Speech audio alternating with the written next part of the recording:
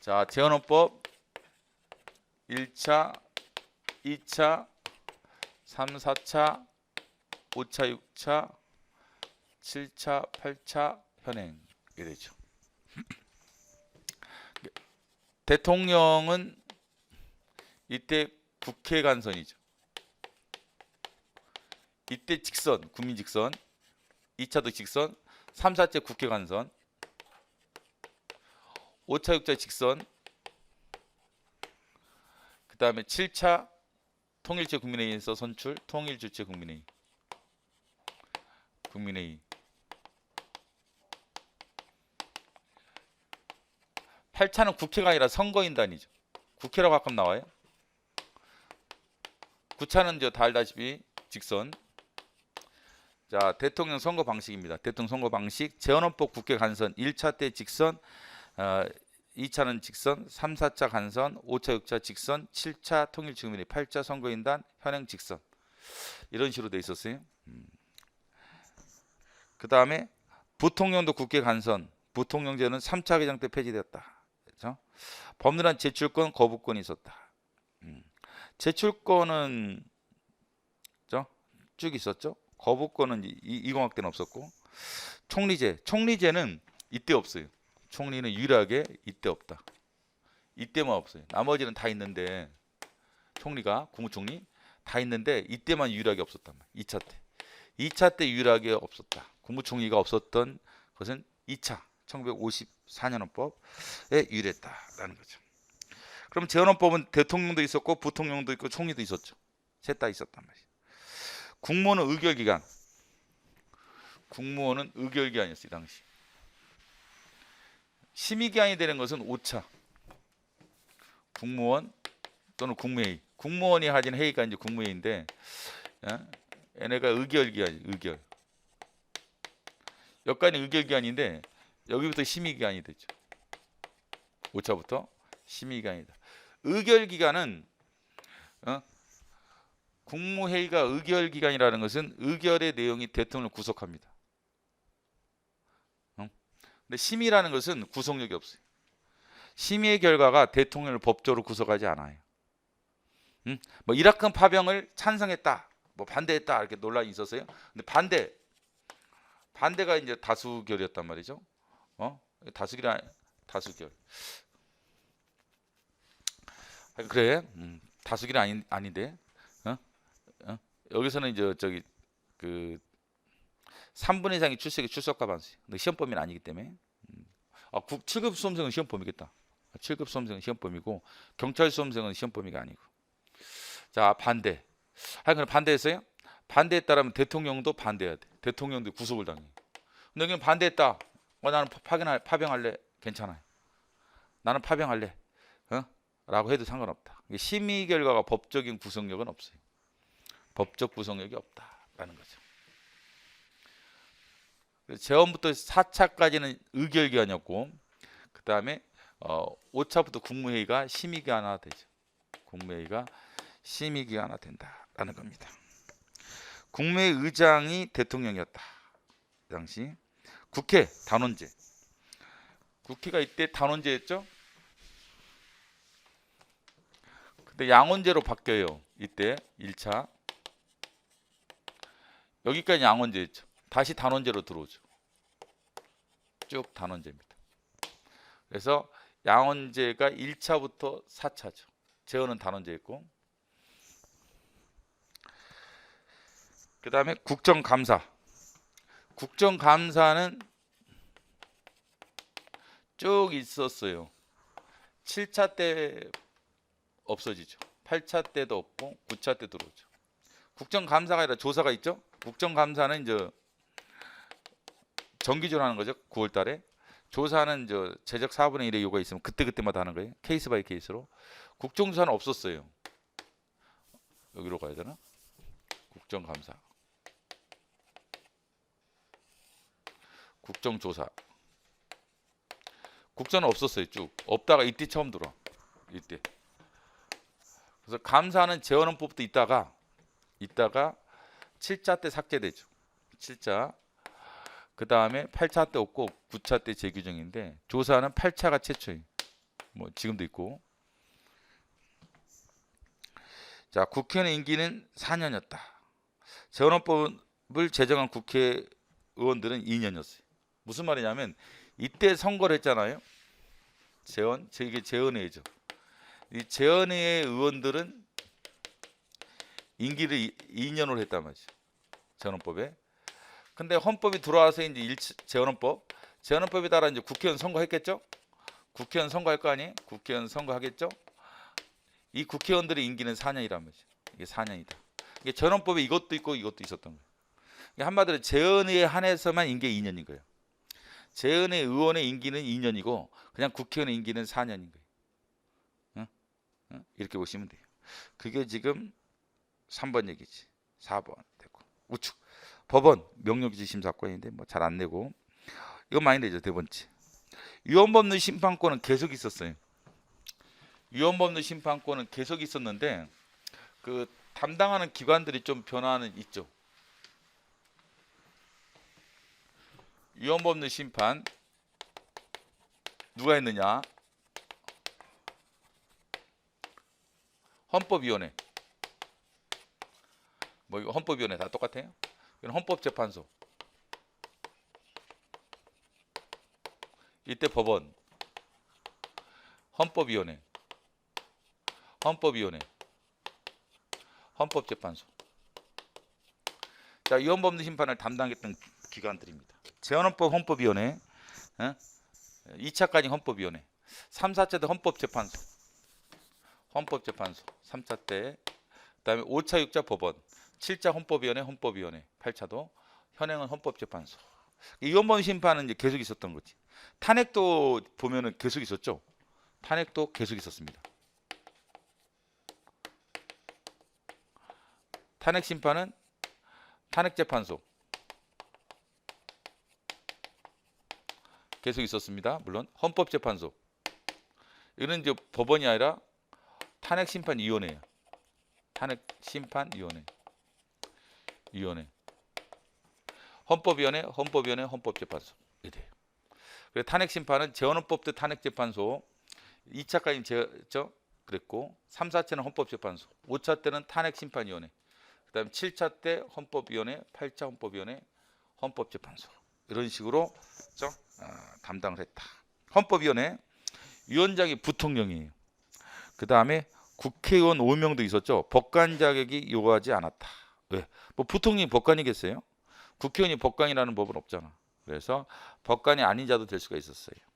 물론 지금 재판관은 법관만 됩니다. 지금 현행 헌법재판소는 법관 자격을 가진 자만이 재판관이 될 수가 있어요. 그 다음에 심계원은 회계를 담당하는 기관인데 감사원의 전신이죠. 심계원이 이때 있었다가 쭉 있다가 이때 감사원으로 개편돼요. 5차 때 감사원으로 바뀝니다. 심계원. 회계를 담당했다. 지금 감사원은 이제 회계, 결산, 공무원 직무감찰이죠. 세 가지가 감사의 업무죠. 직무감찰, 결산, 회계검사.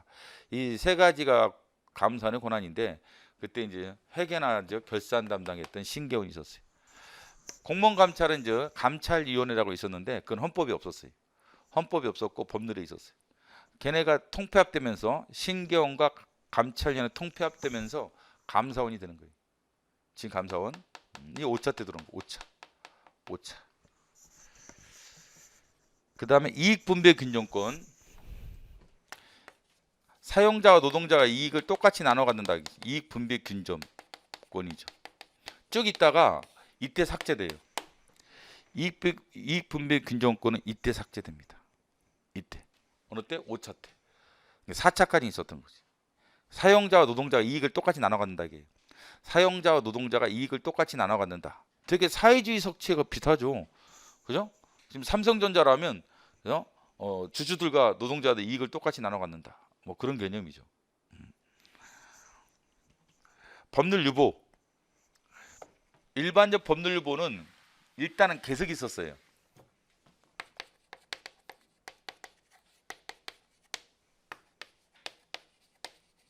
계속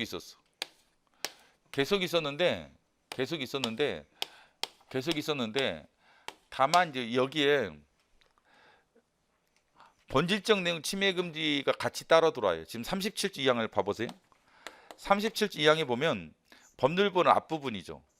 모든 자유와 권리는 국가안전보장 질서지 공공복리를 위하여 필요한 게 하나의 법률로서 제한할 수 있으며 이게 이제 일반적 법률보예요.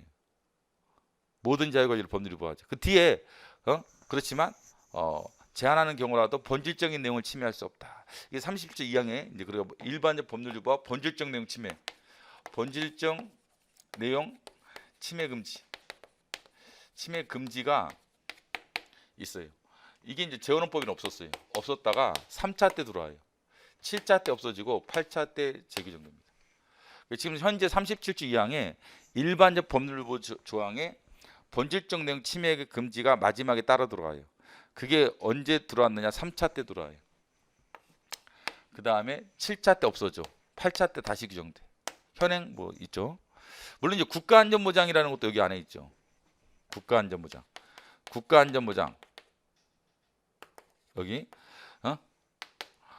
모든 자유 권리는 국가안전보장 질서유지 공공복리란 말이지. 질서유지 공공복리는 처음부터 있었는데 국가안전보장은 7차 때 들어와요. 얘네는 7차 때 들어와. 7차 때 들어와. 재헌 때 없었고 7차 때 들어옵니다. 뭐가? 국가안전보장 기본권 제한의 목적으로서 국가안전보장은 7차. 이게 37조 2항의 영역이죠. 알겠죠? 그 다음에 개별적 법률유보는 특정 기본권에 대한 법률유보를 말하는 거예요. 이거는 모든 이고 이게 모든 자유와 권리를 유보하는 거라면 개별적 법률은 특정한 기본권. 이게 자유권에 대한 법률유보가 있었는데 자유권에 대한 법률유보가 여기 많이 대부분 삭제돼요. 다 삭제되는 건 아닌데 자유권에 대한 이제 법률유보 대부분 삭제가 돼요.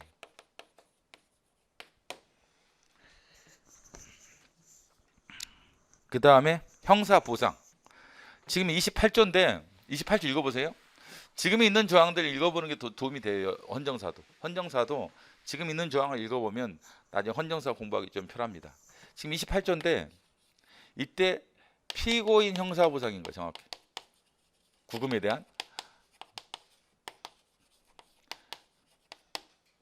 피고인이 구속재판 받았다가 무죄가 선고되죠. 그러면 구금에 대한 보상을 해준다. 뭐 이런 취지가 재헌헌법에 있었어요. 근데 여기 추가된 게 뭐냐면 여기 추가된 거 플러스 피의자 형사보상이 9차 때 추가돼. 9차 때 피의자 부분이 물론 이제 피고인 지금도 있어요. 플러스입니다. 피고인이 없었다는 게 아니라 플러스. 피고인 형사보상은 재헌헌법부터 쭉 있었는데 지금은 피의자도 형사보상이 가능해요. 수사 받다가 구속수사 받았다가 나중에 불구속가 나온다. 그러면 구속수사 관련해서 보상해줘야 돼. 보상해줘야 됩니다. 불기소 처분하면 보상해줘야 돼. 이건 현행에서 추가됐다라는 거고. 뭐 근로자의 단결권, 교섭권, 단체행동권 이런 게 있었단 말이죠. 그 다음에 제도보장, 지방자치 규정이 있었다. 지방자치 규정은 이제 재헌법이 있었고 정당이나 위원정당은 3차. 정당, 위원정당은 아까 위원정당 했었죠? 아까 방어적 민주 할 때 3차 때 처음 들어왔죠. 3차 때 처음 들어왔다라고 보시면 되겠습니다. 쭉 있었어요. 물론 위원정당 쭉 있었습니다. 그 뒤로 쭉 있었습니다. 들어가시면 1차는 1952년이죠. 연도도 외우시고 1차 개정이라는 것도 외우시고 발췌건이라고 하죠. 발췌. 여기서 대통령 국회 간선이었단 말이죠. 국회 간선인데 여기서 국회의원 선거를 했더니 요소야대야. 여당이 40이야. 예를 들면 야당이 60이야. 요소야대. 그래서 야당이 다수당이 되는 거예요. 그러면 국회에서 대통령 선출하면 이승만 씨가 당선되기 힘들었겠죠. 왜? 야당이 다수당이니까. 그래서 대통령 더 하기 위해서는 국회 선거하면 안 된단 말이죠. 이승만 입장에서 말하는 거예요. 그렇죠? 국회에서 하면 뻔할 뻔짜란 말이죠. 그렇기 때문에 1차 때 직선으로 바꿉니다. 국민 직선으로 바꾸는 내용이에요. 그 다음에 일단 야당이 다수당이 됐죠. 그러니까 상원을 만들려고 그랬어요. 어차피 하원은 그러면 아 그래 야당 너희들 먹어라. 그럼 상원 선거하자. 그래가지고 양원제가 도입되는 거예요. 양원제. 상원 하나 더 만들자. 국회를 하나 더 만들자. 라는 즉 양원제가 도입되는 거예요. 그래서 두 가지가 핵심이었죠. 국민 직선과 양원제가 이제 핵심이었는데, 근데 이때 여소야대 현상에서 야당 의원들이 헌법 개정안을 찬성했겠어요? 당연히 안 했겠죠. 그래서 무력으로 헌법을 개정한 겁니다. 그래서 3번의 문제점부터 볼까요? 문제점. 국회 공고 독회 절차 생략되었다. 어제 공고 생략할 수 없다고 배웠죠. 근데 어제 이제 생략한 적이 있었는데 1차라겠는데 이거예요. 공고 절차를 안 했단 말이죠. 그 당시에는 30일 이상 공고를 하도록 돼 있었는데 30일 이상 공고를 안 했단 말이죠. 30일 이상 공고를 독해 심의 절차 읽어보는 절차죠. 그다음 군대가 포위된 상태에서 군대가 포위해가지고 일어서라 총칼로 위협해가지고 기립 다 일어서세요. 찬성하는 분들 일어서세요. 안 일어면 쏜다. 이래가지고 야당 국회의원들도 할 수 없이 일어섰어요. 그래가지고 헌법 개정안을 통과시켰죠. 말도 안 되는 방식으로 헌법 개정을 한 거죠. 두 번째 폭력수단, 그렇죠. 세 번째 직선제는 이건 대통령제죠. 국문 불신민 의원 내각제죠. 그래서 체계 정당성에 문제가 좀 있었다. 대통령제 요소랑 의원대 요소가 짬뽕돼 있더라 이겠죠. 짬뽕돼 있더라. 네 번째 국민투표를 거치지 않은 것은 문제가 없었다. 왜? 헌법 개정의 국민투표는 이때 처음 들어온다고 그랬죠. 5차 때. 5차 때 처음 들어온다고 어제 배웠죠. 그렇기 때문에 그 전에 국민투표를 거치지 않아도 되는 거였죠. 그래서 국민투표를 거치지 않았다는 점은 유연성이 없었어요. 공고 독해 절차, 그 다음에 의사표현을 강제화시켰다. 이런 면에서 문제가 있었죠. 자, 다시 올라가면 과정. 제일 위에 자 50년 선거에서 야당이 다수당을 차지했죠. 그래서 직선제가 핵심이죠. 근데 왜 발췌냐? 정부 개헌안과 국회 개헌안을 조금씩 발췌해서 통과시켰다. 여기서 좀 띄우고 여기서부터 10조까지 띄우고 여기서부터 20조까지 띄우고 이래가지고 여러 안에서 뭐 10조 20조를 띄워가지고 만들었단 말이죠. 발췌. 주요 내용 직선. 대도 직선이죠. 국회 양원제. 양원제 국회를 규정했다. 근데 양원이 구성이 안 됐다는 얘기는 무슨 말이에요? 선거 안 했다는 거죠. 헌법 정한 양원인데 상원 선거를 한 적이 없어요. 1공학 당시에는 2공학 때는 했어요. 1공학 당시는 안 했고 2공학 때 했었죠. 국문의 연대적 불신임. 연대적 불신임. 이거 이번에 시험에 경관 시험에 나왔을 거 개별적 불신임. 이게 개별적 불신임이라고 나왔어요. 연대적 불신임이죠. 연대적 불신. 왜냐하면 개별적 불신임은 2차 개정헌법 때 개별적 불신임이에요. 그래서 여기서 개별적 불신임으로 출제를 했던 거야. 그래서 51페이지 재료에 가보세요. 51페이지 재료에 가면 국무원 연대 책임제 폐지 개별적 불신임이라고 되어 있죠. 개별적 불신임은 2차. 1차는 뭐예요? 연대적 불신임. 근데 이번에 경관 시험에서 개별적 불신임으로 나온 거예요. 1차 때. 1차가 개별적 불신임이냐 X. 연대적 불신임이죠. 다시 들어오시면 연대적 불신임. 세 가지가 내용이었어요.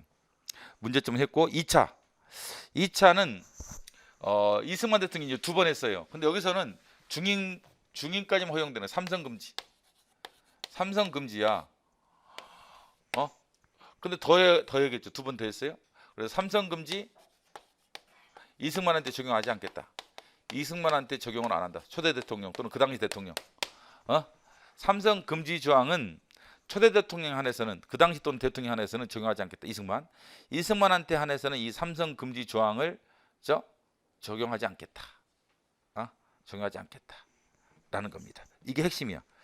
근데 4.4.5입이라고 돼 있죠. 가르치고 4.4.5입이라고 돼 있죠. 1954년. 자, 4.4.5입이 뭐냐? 4는 버리고 5는 들어간다는 거야. 4.4. 사자는 이제 버릴 사자예요. 5부터 들어간다. 반올림 개념이 반올림. 그래서 예를 들면 200명이라고 가정해 보세요. 재적 국회의원이 재적 3분의 2라면 이게 166.333이 나오죠. 재적 3분의 2 이상이면 그러면 이게 최소표가 167표예요. 뭐 사람을 자를 수도 없고 그러니까 그죠? 167표 이상이 돼야만 헌법 개정이 되는 거야. 200명이 재적 의원이라면. 근데 표결을 했더니 마침 숫자는 좀 틀립니다. 물론 약간 표결을 했더니 166표가 나온 거야. 진짜 한 표가 못 있었던 거지. 그 부결 헌법 개정안 부결됐습니다라고 선포를 했어요. 근데 이제 하나 더 해야 할 거 아니에요? 한 번 더 해야 할 건데, 그래서 저녁에 짱구를 굴렸더니 뭐죠? 수학에서 4, 4, 5, 2 있지 않냐 이 말이에요. 야, 반올림이 안 되는 거 아니냐? 3, 3, 3이니까 4 아래는 버린다. 4 아래는 버리고 5부터 반올림이 된단 말이죠. 4, 4, 5, 2라는 게. 그래서 야, 그러면 이게 3, 3, 3 이게 5가 아니지 않느냐? 5 이상이 아니기 때문에 탈락. 그래서 166표다. 최소표가 가결. 그 다음에 가서 가결해서 통과시킨 계정이 2차 계정이. 좀 황당하죠? 그래서 정족수 미달이었죠. 정족수 미달이었는데 어거지로 통과시켰단 말이죠. 한 표가 모자랐어요, 진짜. 한 표가 모자랐는데 모자란 걸 가결시킨 거야. 그러니까 이승만 대통령이 뭐 훌륭한 일도 했겠지만 좀 약간 우리 입장에 양아치스럽지 않았나. 나 같으면 한 표 모자랐으면 그만뒀을 것 같은데 그걸 꼭 가결해서 한 번 더 하려는 어마어마한 권력욕을 가진 사람이면 분명해요.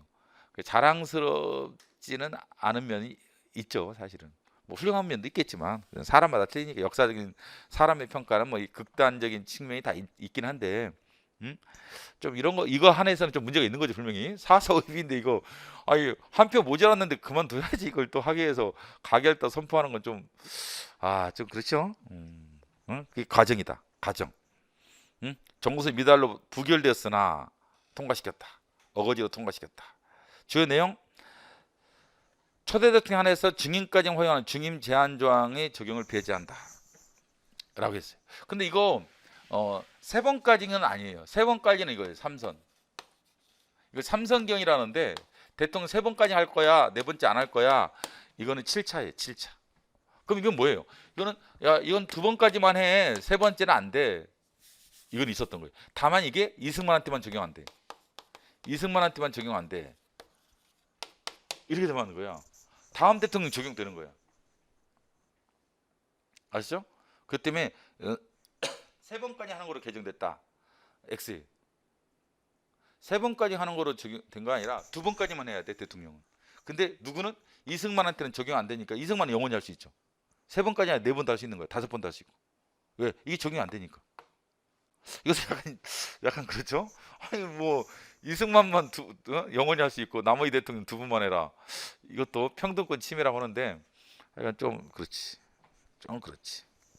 통치구조 첫째, 초대 대통령 한해서만 중임까지 허용한다는 중임 제한 조항의 적용을 배제한다. 초대 대통령 한해서만. 고리시 부통령. 이번에 이제 총리라고 나왔지. 이것도 역시 총리 아니라 부통령이란 말이야. 재헌헌법이로 나왔구나. 이게 재헌헌법으로 이게 나왔을 거예요. 이건 2차죠. 2차 때 저 부통령. 자, 그래서 이승만 그 당시 대통령이 나이가 좀 많이 있었죠. 그 당시. 그래서 이기붕 씨가 부통령이었죠. 이기붕 씨 부통령. 이 사람이 죽으면 승계하는 거예요. 이승만이 고리면 사망하면 이기붕이 승계 부통령. 부통령이었던 이기붕이 승계하는 거로 돼 있단 말이에요. 승계하는 거로 돼 있단 말이죠. 고리시 부통령이 대통령 지휘승계는 몇 차예요? 2차. 재헌헌법 X. 올해 경관시험에서 이렇게 재헌헌법으로 나왔어요. 사법시험 같은 거는 전통적으로 이거 부통령이 아니라 총리로 내요. 총리가 대통령 지휘를 승계한다. X. 왜? 3번 봐보. 총리제가 폐지됐지. 아까 총리제가 폐지된 적이 딱 2차 때 한 번 있었잖아요. 아니 총리가 없는데 어떻게 총리가 지휘를 승계하겠어? 말도 안 되지. 근데 그런 식으로 슬쩍 출제를 해왔다라는 겁니다. 우측 군무원 연대 책임제 폐지. 연대 책임제 폐지, 개별적 부심. 그러니까 옛날에 1차 때는 국무위원 중에 한 명만 부심당하면 다 연대 책임지는 거, 다 물러나야 돼. 이 연대 책임 있잖아. 우리 군대 가서 많이 한 거. 연대 책임. 연대 책임 물었던 게 1차야, 1차. 2차 때는 연대 책임 안 지고 잘못한 놈만 그런만 책임져야 한다 이게. 잘못하는 해만 때리면 되는 거지. 다른 애까지 때리는 거야 이 말이야. 군법회의를 규정해서 군사재판에 헌법상 근거를 둔다. 군법회의. 그전에는 군법회의가 없었어요. 헌법에는. 근데 군사재판 했어. 언제? 50년대. 6.25 전쟁 때 군사재판 얼마나 많이 했겠어요. 전쟁 나면 군사재판 할 수밖에 없는 거야. 뭐 도망가는 놈부터 시작해서 상관 쏘고 도망가는 놈, 하여간 항명죄 뭐 엄청 많았겠죠. 그래서 군사재판 많이 했던 거예요, 전쟁 시. 근데 헌법에 근거 없었던 거예요. 그래서 6.25 전쟁 끝난 다음에 반성으로 이렇게 들어온 거예요. 문제가 있자 오히려 거꾸로 들어온 거지. 원래는 먼저 있었어야 되는데 없었단 말이죠. 그다음 국민투표. 일반적 국민투표죠. 주권 제약 영토 변경식 국민투표제를 최초로 규정했다. 다만 헌법 개정 국민투표는 5차 때 최초로 규정됐다. 이게 72조 약간 원형이죠. 지금 헌법에 72조가 있고 130조가 있잖아요. 예? 130조의 국민투표는 5차. 72조의 좀 많이 달라요. 주문은 많이 다른데 뭐 원형으로 볼 수 있는 것은 2차 때 이미 있었던 거예요. 가장 원형적인 유형. 1번. 2번 국회에서 가결되고 순서. 자, 3분 이상의 투표와 유효투표 3분 이상의 찬성으로 국민투표를 확정됐다. 3분 이상의 투표하고 유효투표 3분의 이상의 찬성으로. 세죠? 유효투표 3분의 2. 헌법 개정 절차 국민 발안제 민의원 선거권의 50명 이상의 찬성으로 발의됐다. 2차부터 6차. 2차부터 6차. 헌법 개정 한계가 명시되어 있다. 한계 조항 2차부터 4차. 어제 배웠죠? 2차부터 4차. 2차부터 4차. 원리 시장경제가 최초로 시장경제 재원헌법 X. 시장경제가 재원헌법 X. 경제 질서가 따로 있잖아요. 우리 배울 때 뒤에 한참 뒤에 가면 이제 경제 조항을 배워요. 거기서 보통 출제를 합니다. 기출문제 보면 두 번인가 출제한 것 같아요. 뭐로? 재원헌법. 재원헌법부터 도입되었다. X. 2차 때부터 도입되었다. 0. 뭐가? 시장경제. 시장경제 질서는 2차부터. 재원헌법 X. 문제점. 부결 사항을 번복하여 정족수 미달했는데 가결이라고 어거지 쓴 거. 그 다음에 초대 대통령 한해에서만 삼성 금지령 적용하지 않는 것. 평등권 침해했다. 라는 지적을 받고 있습니다. 자, 1차와 2차는 이제 비교해서 많이 내요. 차이점을. 예를 들면 정족수 미달이 했다. 1차가 X. 뭐 2차 때는 공고 절차가 생략됐다. X. 뭔지 알겠어요? 1차 때 1차 개정 때 정족수 미달이 했다. X. 왜? 정족수 미달은 2차지. 그죠? 공고 절차를 생략해서 문제가 있었다. 2차 X. 왜? 1차. 이번에도 이제 연대적 부심, 개별적 부심 헷갈리게 만든 거예요. 1차는 연대적, 2차가 개별적인데 이것도 크로스해서 냈지. 그래서 1차 개정헌법과 2차 개정법을 서로 바꿔서 출제를 하는 경향이 세다, 강하다라는 것을 알 수 있다. 이런 것도 마찬가지예요. 미리 그런 인식을 하면서 공부를 하면은 문제 적응력이 좋아져. 문제 풀 때. 근데 그런 거 없이 그냥 시험장 가서 보면은 이게 잘 안 보여요. 그래서 어느 파트가 나오느냐, 어느 부분이 나오냐도 중요하죠. 그런데 이 어느 부분이 어떻게 나오느냐 이것도 중요한 거예요. 어느 파트가 나오느냐, 이것도 중요하죠. 근데 어떻게 나오냐도 중요한 겁니다. 1차, 2차가 나온다 그래 좋다 이거야. 알고 있더라도 어떻게 나올 거냐, 크로스에서 나온다라는 어떻게죠. 그걸 알고 있으면 우리가 인식을 하죠, 그렇죠. 그러면 이제 좀 실수할 가능성이 줄어들어요. 그런 것도 다 생각을 하셔야 됩니다. 실수 안 하셔야 되니까. 그 다음에 잠깐 쉬고 3차부터 하겠습니다.